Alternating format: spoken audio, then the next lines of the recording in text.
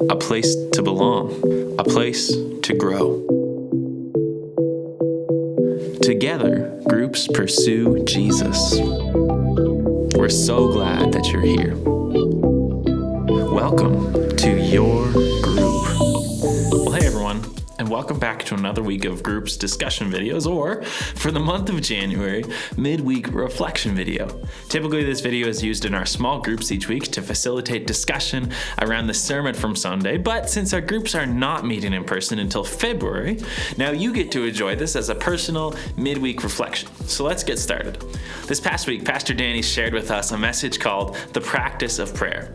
He shared 3 things about what it looks like to pray, and I'm excited for us to dive into those and think about them a little deeper. But before we do, I want you to think about this question. What do you find most difficult about prayer? We're working through this 21 days together, and maybe by now you are realizing that it's more difficult than you expected. I want you to reflect for a few moments on what you find difficult about prayer. Is it the fact that you don't know what to pray? That you get distracted? That you don't think it does anything? Do you find it difficult to find time to pray? What do you find most difficult about prayer? Think about that question now.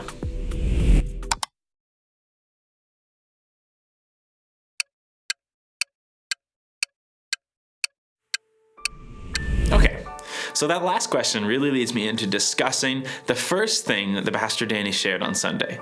He told us that prayer is really hard. When we talk about prayer, we can't skirt around this issue. I know that in my life, praying has not been easy, right? Like I've tried to develop a practice of praying, but I'm going to be honest. I go through seasons where I thrive and then seasons where I struggle and my prayer life sucks. It's hard to pray. I imagine you have experienced this in your own life, and if you have not, I would love to know your secret. But thankfully, prayer is not impossible.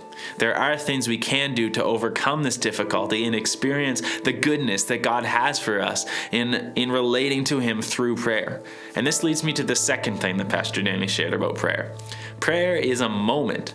This is one of the ways that we overcome the difficulty, right? That prayer happens often in the moments where we intentionally set aside time to pray. For me, I know that I'm most successful in praying when I get up a little bit earlier and pray before I do anything else. Other people have different rhythms of prayer. 3 times a day, before bed, saying grace at the dinner table. That's another example of prayer as a moment. But setting aside moments to pray ensures that we actually pray. So here's what I want you to think about. What moments do you intentionally set aside to pray? And if you don't set aside any, ask yourself what moments you may need to introduce in your day to practice praying. So, when do you intentionally pray?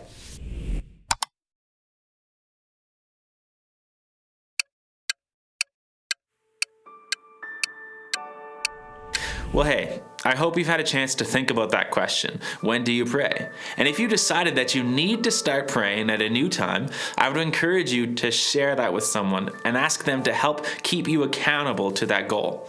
But let's keep moving. The last thing that Danny shared about prayer on Sunday is that prayer is a life.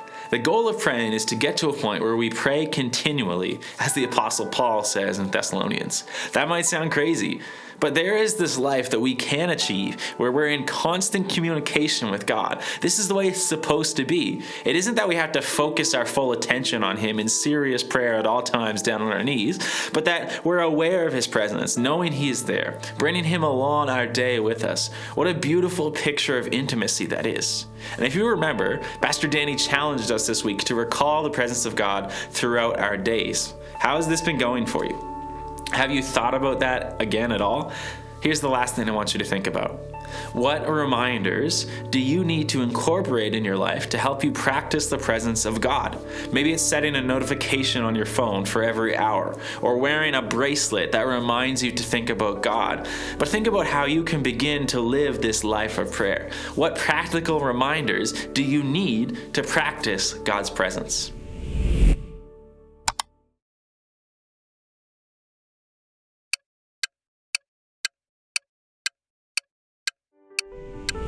Well, that's all I've got for you today. I hope that this was helpful in reflecting on this past week's sermon and that you have some fresh ideas about how you can go and pursue your relationship with God. But an important part of our relationship with God is sharing it in community, right? God ordained us to be in communion with other people and Himself. So if you have been personally reflecting on this, I would encourage you to share your thoughts with someone else. Maybe that's your spouse at home, someone you live with, a roommate, or a friend, but someone that you could call and say, hey, these are my thoughts stemming out of the reflection video. What do you think? And you guys could have a great conversation and grow together in your faith. Well, I'll see you next week at this time for another midweek reflection video. But until then, keep the conversation going.